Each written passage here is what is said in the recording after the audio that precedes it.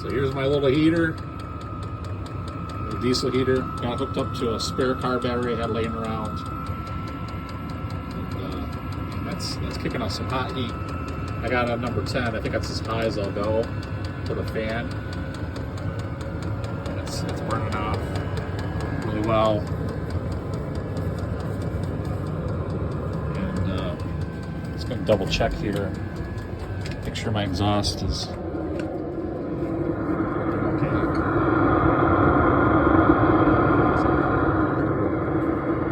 Pretty good.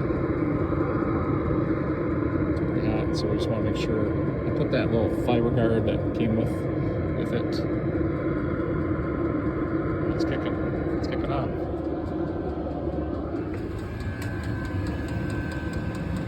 Wow. All right, there you go.